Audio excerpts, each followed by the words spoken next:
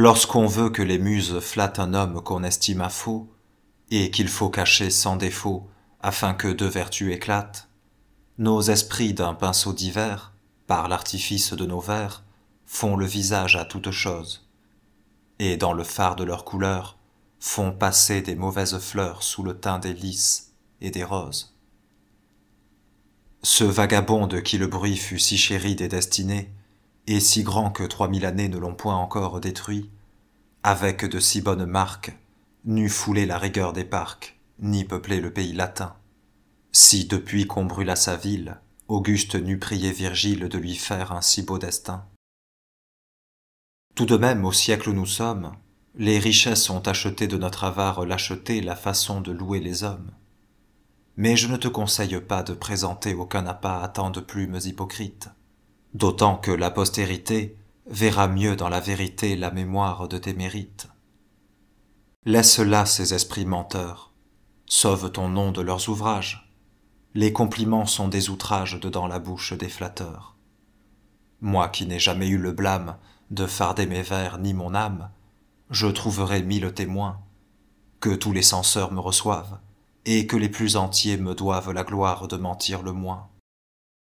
Cette grâce si peu vulgaire me donne de la vanité, et fait que sans témérité je prendrai le soin de te plaire. Les dieux aidant à mon dessein me verseront dedans le sein une fureur mieux animée. Ils m'apprendront des traits nouveaux, et plus durables, et plus beaux, en faveur de ta renommée.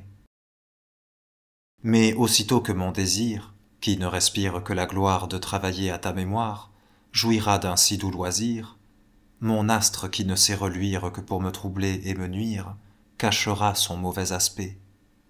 Et son influence inhumaine n'a pas eu pour moi tant de haine qu'elle aura pour toi de respect. Mes affections exaucées, en l'ardeur d'un si beau projet, recouvreront pour ton sujet la liberté de mes pensées. Mes ennuis seront écartés, et mon âme aura des clartés si propices à tes louanges, que le ciel, s'il n'en est jaloux, ayant trouvé mes vers si doux, il les fera redire aux anges. Je sens une chaleur d'esprit qui vient persuader ma plume de tracer le plus grand volume que français ait jamais écrit.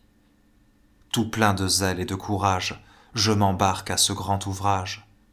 Je sais l'Antarctique et le Nord, j'entends la carte et les étoiles, et ne fais point enfler mes voiles avant qu'être assuré du port. Par les rochers et dans l'orage, de l'onde où je me suis commis, je prépare à mes ennemis l'espérance de mon naufrage. Mais que les astres irrités de toutes leurs adversités persécutent mon entreprise, je ne connais point de malheur, qu'au seul renom de ta valeur, je ne vainque ou je ne méprise.